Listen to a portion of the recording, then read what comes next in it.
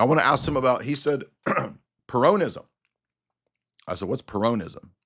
Well, it's the perfect description of this sort of bureaucracy speak that both the EP and the Vatican do to soften people up and sort of go forward or walk it back. Tim, could you explain Peronism and what exactly that bureaucratic model is? Then we'll get into some of your takes on some of these other issues. And also want to tell everybody that Tim will be doing a stream, I think today, responding to some of the positions out there that he's going to refute. Yo, what's up, Jay? Hey, Thanks man. for inviting me on. How are you doing? Doing great. So, yep. You there? Tim? Tim, where you at? Tim, come back. We lost you. We were almost in full communion. Tim, we're in 30% communion. Come back. I think maybe he had a bad connection. Let's see. Let's try him again. You sounded good, dude. Come back. Let's try again.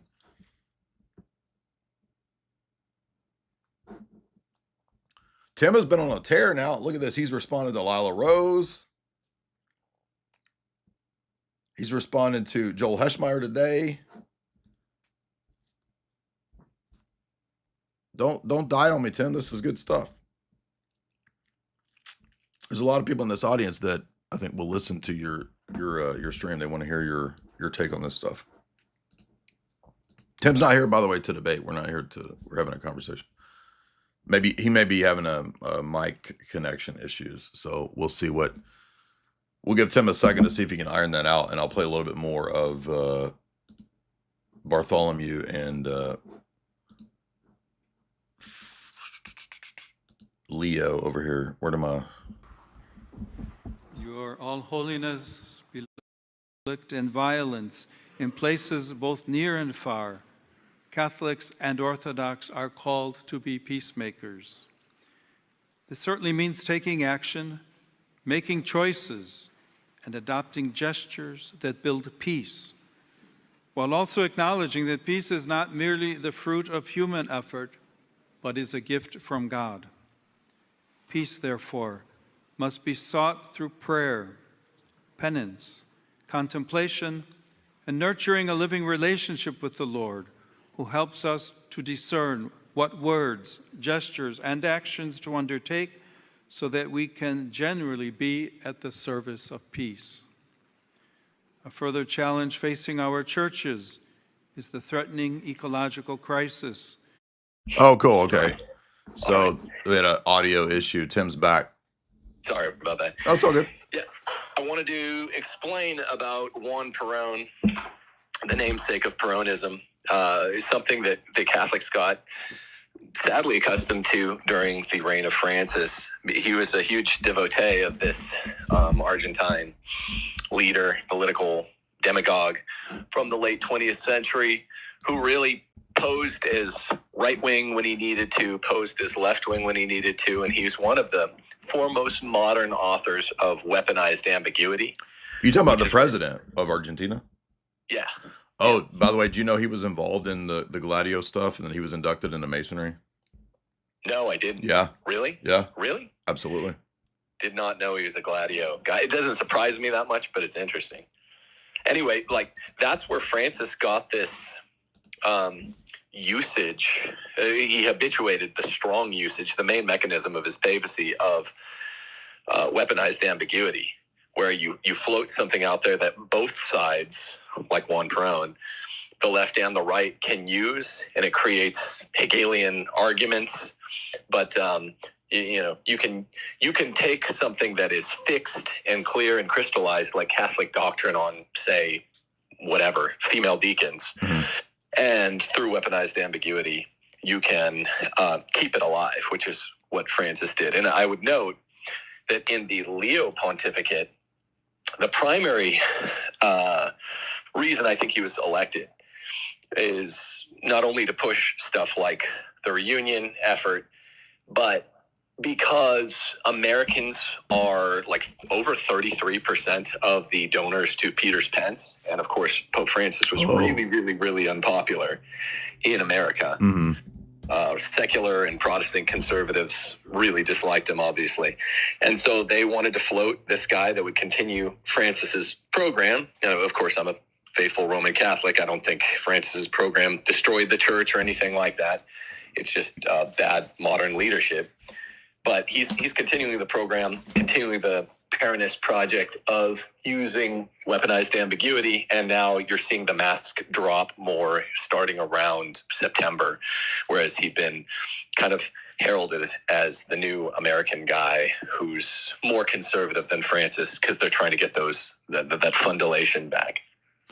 Yeah, it almost looks like he might be making some steps to equal himself to Francis, or maybe even go beyond in terms of some of the left agendas that he's tended to kind of give credence to. What do you think about that? Yeah, I think that's plausible. I think that could be plausible. When you look at, I was one of the only guys in the Catholic world that was saying personnel is policy.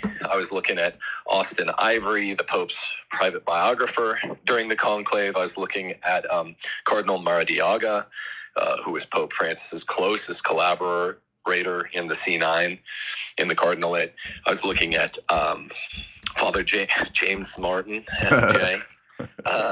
They were all wildly for Cardinal Prevost, and who hadn't even been on my radar as papabile up to the conclave, and they were all just wildly for him. So I said, this is trouble, and Catholics jumped on my case, and it's coming out to be true. But I think he could be as bad, or maybe a Phantom Menace Episode 1 throwback, even worse, because he's ostensibly better.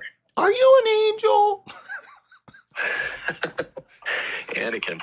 That's yeah, Jamie. Every time we watch that, Jamie and I crack up at some of the stupid lines from Anakin. But so I wanted to movie otherwise though. Yeah. No, there's some fun parts to it for sure. I wanted to ask you about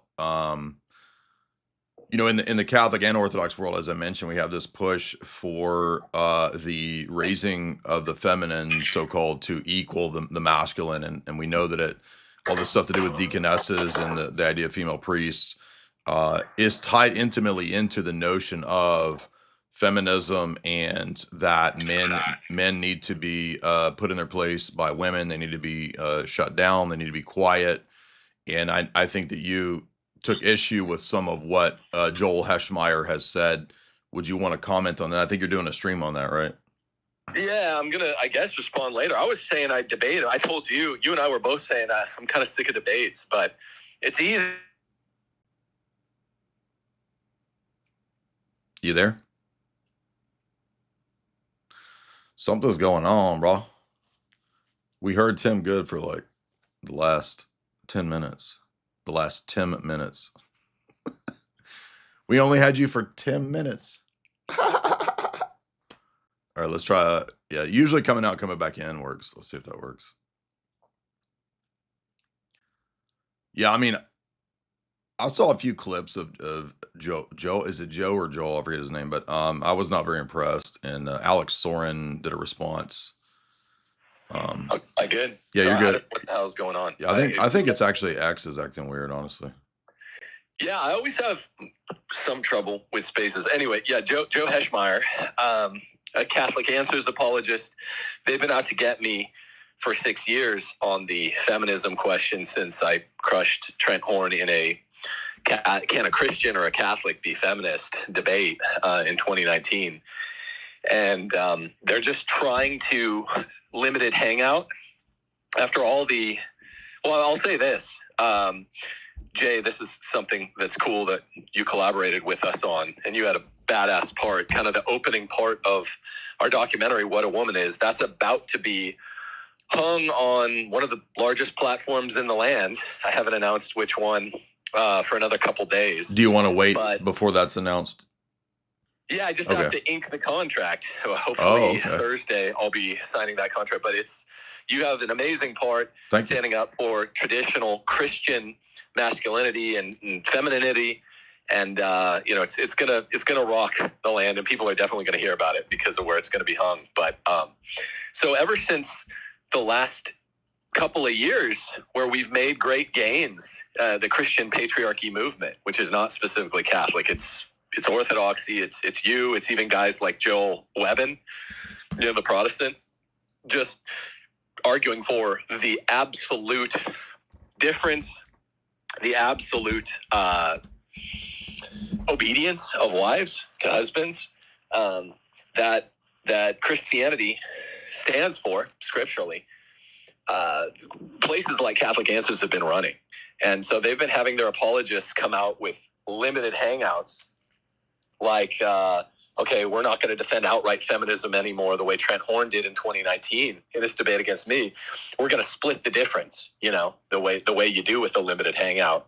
And that's what Joe Heschmeyer has been doing. He's been making videos against me, saying that a wife doesn't have to obey her husband in all things, even though the Roman Catechism says a wife has to obey her husband in all things not inconsistent with Christian piety.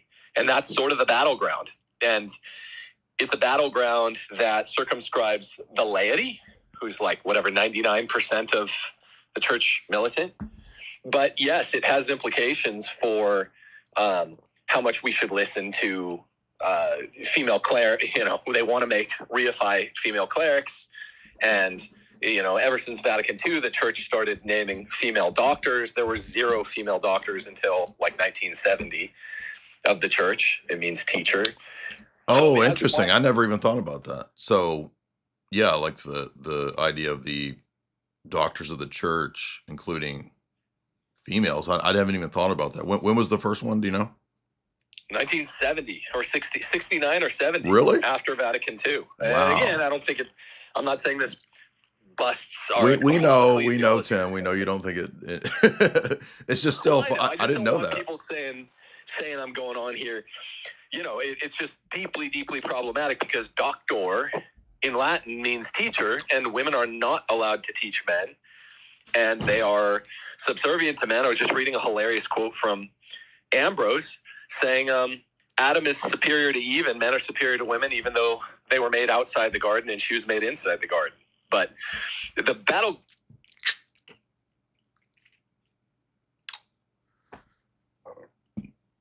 Where are you there? We lost you again.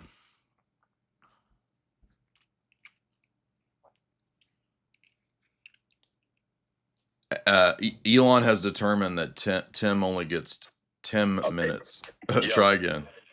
Can you hear me? Yeah. At least I'm getting better at coming back in quickly. Yeah, I can hear you. It's kicking me out fast. Yeah, I was just saying something we can all agree on, that I know do agree on because of how effective you were in our documentary. Man was not made for woman, woman was made for man.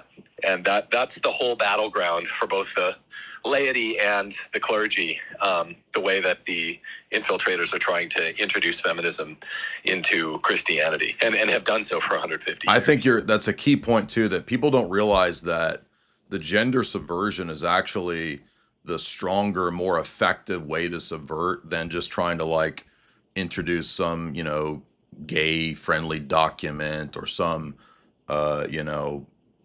some other tertiary thing. Like a really cunning subversive way to destroy things is actually this kind of gender stuff.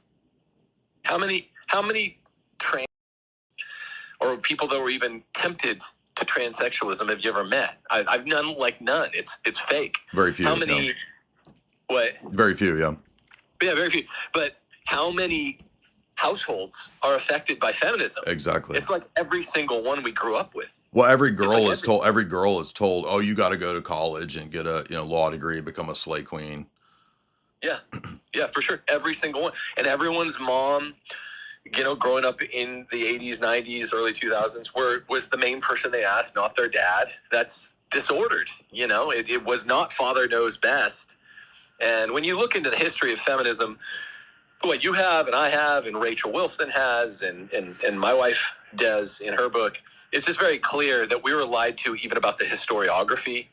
Feminism is not 60 years old. Right. It dates back to the middle 1800s. Right. Your grandparents' grandparents were feminists. And the proof of that is literally I've been in arguments with like my 100-year-old grandma when I was complaining about my female boss.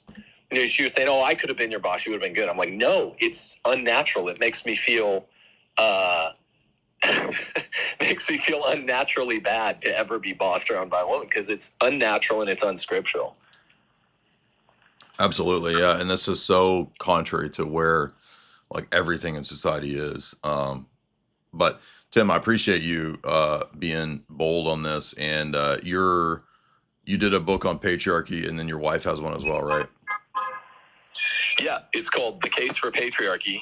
This was honestly at a lot of the major conservative outlets. Even Michael Knowles was really pushing it hard when it came out 4 years ago. And my wife's book is called Ask Your Husband, quoting scripture there too. So, you know, we, along with you, along with Rachel, are at the forefront of this Catholic, and her husband Andrew Wilson, this Christian patriarchy movement, and it's the most important thing. It's the most important thing to the elites and the subverters. It really is. And this is so overlooked because, you know, all this stuff begins in the family, begins at home, right? That's where children are imprinted, so to speak. I mean, I'm not saying it's all environment or whatever, but epigenetic type, you know, people are imprinted from their birth by the relationship and roles that they immediately experience and the way that mom and dad act and treat each other. So if a child is raised always, you know, being, you know, by a single mom, or always, you know, you got to understand there's situations where people can't avoid that. But when they see this sort of like, you know, cucky behavior by the dad or the absentee dad or whatever, or the, you know, feminist insane mom, like it causes the aberrations later on in life where men grow up to not actually be men, but to be just sort of default subservient to whatever women are saying. And so I think you're spot on, Tim. What time is your stream today for people that want to check out your response to Joe Heschmeyer? We're going to do like 1:30 CST. Could I just add one Sure. one thing to what you just said? Sure. I just think about this, and this is why we called the documentary that's going to rock everyone, What a Woman Is, as opposed to Matt Walsh's documentary, What is a Woman? He actually doesn't get around to answering the question, and all he says is that a man is not a woman. He says what a woman is not. And then the documentary that Walsh came out with, Definitely True, proceeds to prove a point that everyone already knew, which is that ontological gender dysphoria, i.e. transsexualism, is false. Everyone knew that. No one ever believed it. But what everyone believes is feminism. The name for feminism is functional gender dysphoria. It's just a man acting like a woman acting like a man. You talk about this in What a Woman Is. I talk about it a great deal in The Case for Patriarchy. Mm-hmm. That's the one that got everyone, man. That's the gender dysphoria that screws up everyone, probably turns people gay, makes men and women hate each other, screws them up, you know, wires women to want to go do male things, men to want to nurse their babies or whatever the shit. It's crazy. And it's the big lie. It's the final attack on the family. Tim, a lot of people in the chat are saying that they used to stick up for you, but then you said Phantom Menace is good. Come on.